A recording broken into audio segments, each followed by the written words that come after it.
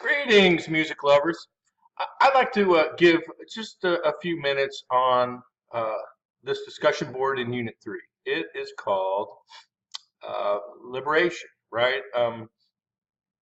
And what we're looking for here is uh, songs that speak of liberation. What you'll find out is almost every song speaks of liberation. As I said before, um, blues is the music of oppression, right? From let's say 18, from slavery times to 1900. Jazz is the music and the sound of freedom, where musicians are allowed to play a solo, to play whatever they want. There's a basic form that's being played by the musicians, and the soloist plays whatever he wants over the top, and that's important because that is one of the components of rock music. The guitar solo and the sax solo and whatever instrument, the keyboard solo is paramount to translating the energy of rock and roll. We've got a whole hour on the power of electric instruments, so it's important. So, anyways, and then we get to rock and roll, and the theme is a theme of liberation. A definition of liberation is freedom from constraints of any kind, whether it be imprisonment, slavery, or oppression, right? So that is the kind of the main theme of rock and roll. I chose a song called White Rabbit by Jefferson Airplane, and if you know that song, you're saying, what in the world why did he choose that one? Because it's very drug related. I have a mission to my madness here. First of all, you need to read one page out of this guy's book, and it's a fabulous book. If you're into writing words and poetry, if you're a rapper, perhaps, I think you would find this very curious and really a great read that's going to give insight into what are you really writing about. If you grew up with rap and that's your whole life of trying to create rhymes and flows, then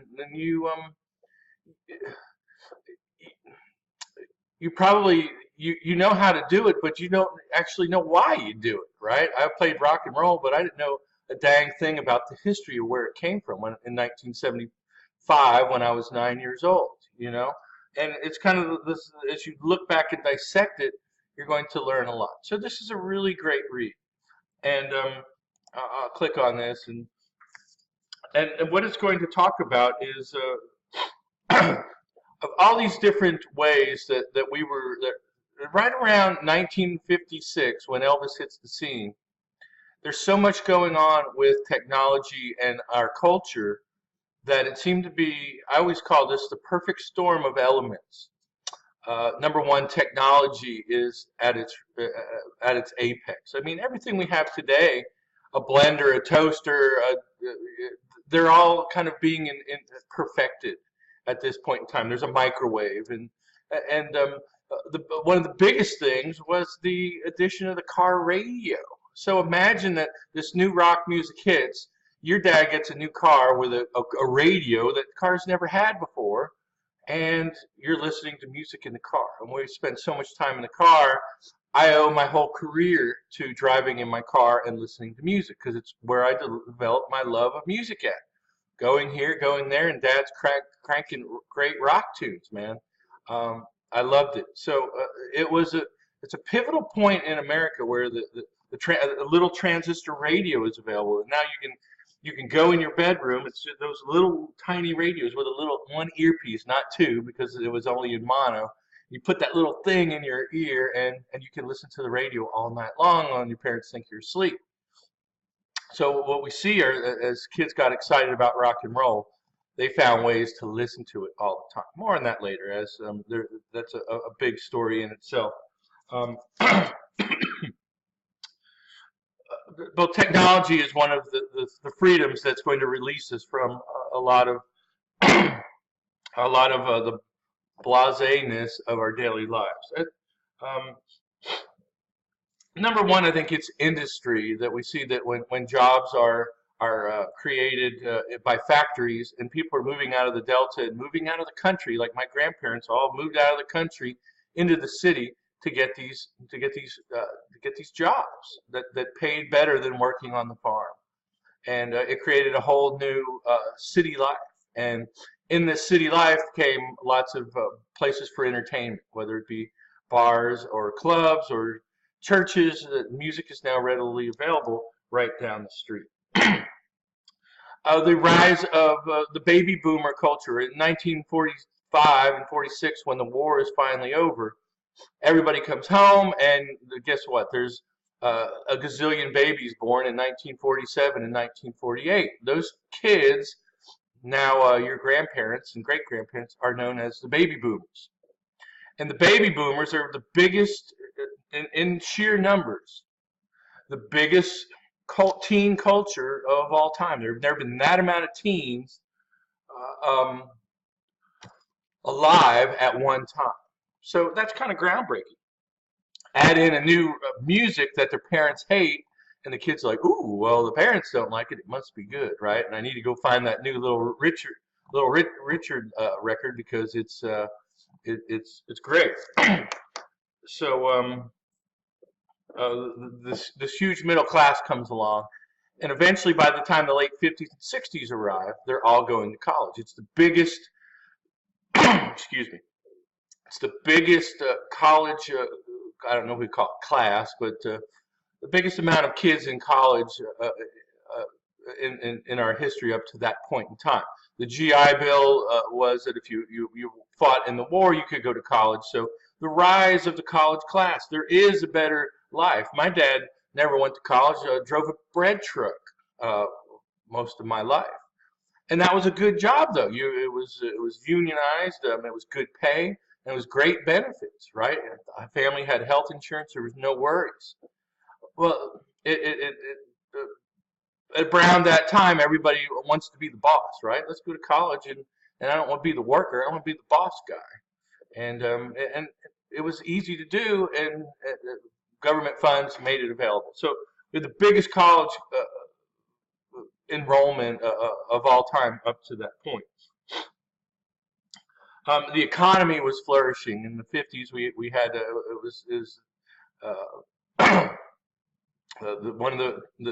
the war was over. There was no Great Depression. There's no World War. We're in happy times. The economy is flourishing. Everybody's happy. Everybody's working. Everything seems to be hunky-dory. Now, we always look at the 50s with the eyes of conservative values. Everybody's conservative, kind of like I think there's a parallel to today's world. And if you look at politics, are much more left and right than they were back then. But I don't know if there even was a left back then. And these college kids are going to be the new left. And it's not the left that is out there today. That's a long story, and I'm not even going to get into that. But these college kids are going to fight for civil rights. And if you're going to tell me civil rights are a left idea, I'm going to punch you in the nose, right? Because that's just ridiculous. People on both sides of the aisle wanted civil rights. But you can kind of see where I'm going with this. With all the changes that are happening, this new music that's happening, there's so many changes happening so fast. In the middle of the 60s, there's a little pill that's released by the drug companies. It's called the birth control pill. And now, and this adds into, in the 70s, we have a movement called the women's liberation movement, where women want equal work and equal pay. Well, we're still battling about this. I just saw it on the TV today about Hollywood actresses wanting equal pay as their co-stars. But anyways, it's the start of all this, and creates a sexual revolution. Women can now put off having kids and go to work and become part of the working force. As it was all through history, the woman stays home and takes care of the kids while the man goes out and works. And the women could go work some part-time jobs, but basically the man brought home the bacon, right? Well, those times are gone. And now women can go to college and get a job and put off having kids till their 30s, right? So liberation of things of every kind. On the political front, we get John F. Kennedy in 1961. He's young. Oh, he was a Roman Catholic. That really got America's crawl. And he's Irish, so kind of broke a lot of barriers right there. But he had an air of enthusiasm, and this is what we're going to do. And we're going to. He was an idealist. This is the way things should be, and by golly, we're going to try to make them that way. And freedom for everybody, you know, in a country that's has civil rights, and we can take away these walls of segregation, which we're breaking down anyways with Rosa Parks on the school bus. I think that's 1956. Another pivotal event was Sputnik, a satellite launched by the Soviet Union, late 50s, I believe 58, and that freaked people out. All of a sudden there's stuff flying out in outer space, and we're seeing it. It made Little Richard quit rock and roll as he threw all his worldly, his expensive rings in a river, which he never told us what river it was, and became a pastor. Right? It freaked people out on the biggest fronts, like Little Richard. So give this a read. This kind of goes through the whole history. It adds in a lot of stuff. I like the way the way this guy writes. His name is Herb Bowie. It's not David Bowie, the rock star. It's just some guy who was an English major in high school. So it goes through a lot of what I've just talked about, right? Oh, and also I forgot about drugs to tell you the 60s generation and the role of pot and LSD. All of a sudden, and this came from an innocent place, that maybe if we take these drugs, we can connect with the higher consciousness. Maybe we can find God, or there's some religious kind of thing about it. They didn't know about addiction. They didn't know that somebody may take drugs and the way it affects them makes them cuckoo, right? They're different.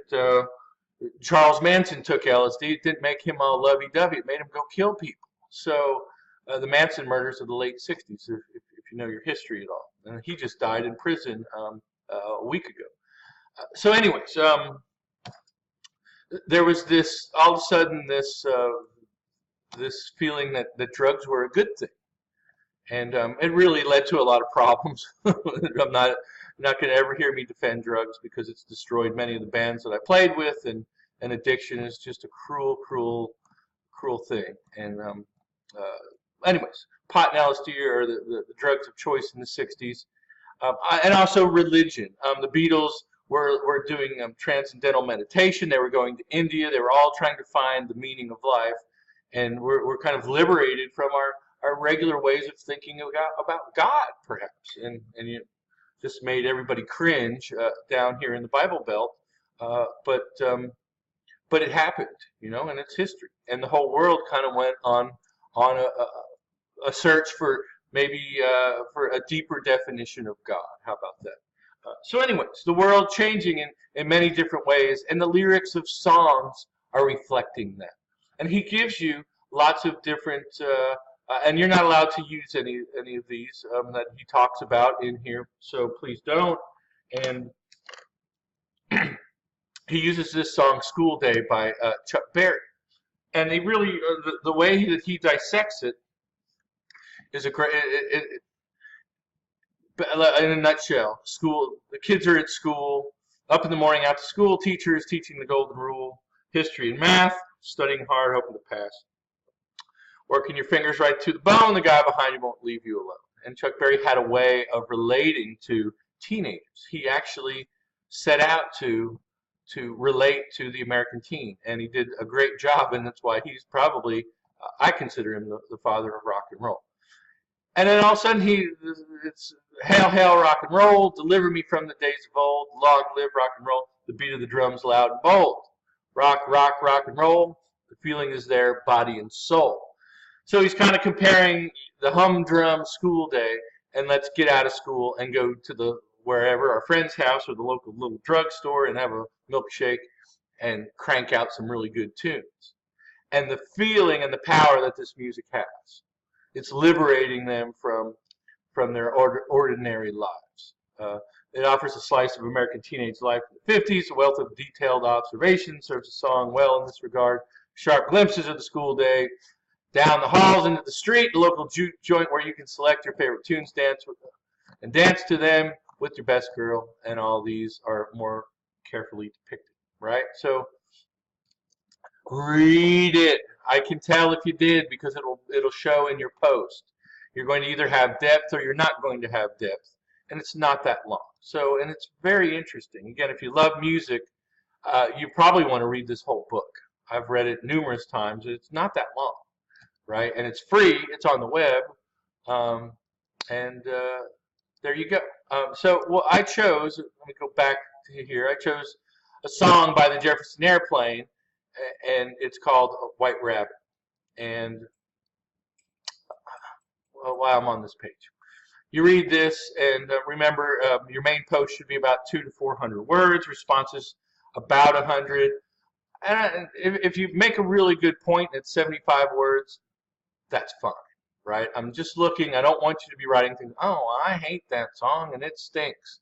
That's not what I'm looking for, right? If you have something that's a response that proves you thought about it, bam, you got it. Remember, your main posts are due by Thursday night. 3 responses are due by Sunday night. This is true for every discussion board. Try to make the posts on Friday, Saturday, and Sunday. I don't want 3 posts at 11:57 on Sunday night. You're not part of the discussion then. You're just fulfilling your obligation.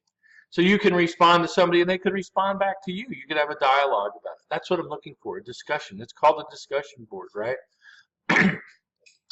So when you find a song that you think encapsulates this theme of liberation, I want you to give me the lyrics to it and tell me why you think it's a liberation song, and follow all my directions. How does it compare to Chuck Berry's song? Remember, when you are in the discussion board, you come up here and you'll see, when I go back, you'll see it. Create new, it says new thread. Hit that button, post your song in the message box up here, and then your main body of the discussion. Avoid duplications. That's about it. Read it, please. I'm not going to cover everything. You can say this. I might leave out something important, but you get the gist of it. When it's all written there in direction form, you can see it. Create thread is where you go to create your own thread. I did it already. It's already here. This is a drug song, and you'll find out about San Francisco in the late 60s. It became this mecca for people to travel to, and basically because a lot of these songs were talking about, hey, feed your head is what this song's talking about. Use the drugs that we're using and come to a higher understanding. Read this. It's to demonstrate Bowie's concept of using drugs as a liberation song. Grace Slick said it wasn't a drug song, but she was kind of wink at the camera when she says it, because we all know that it was. She at one point in an interview said, "Well, geez, we came up, we were born and raised with these wonderful stories and storybooks of Alice in Wonderland, in which she eats mushrooms. If you ever have seen Alice, she's drinking tea and takes a bite of a mushroom. Wizard of Oz, they get loopy in a poppy field, and it's kind of and then somebody cleverly put this song to Alice in Wonderland, so you can watch this and see exactly what I'm talking about. But their generation, in a way, was out to promote drugs, and the thing I'm most proud of the 60s generation, I was born in the 60s, I'm not part of it, but is using music as a way to talk about civil rights and influence people that everybody should have equal rights. The thing I most that disturbs me a little bit, the drug use, right? Because it didn't lead to a good place. And the 70s come and everybody's in rehab for cocaine and alcohol, right? So it's going to get you. You dance with the devil. It's a crapshoot. So, anyways, that's it. Somehow I can talk forever. I'm sorry. 20 minutes seems to come and go just like that.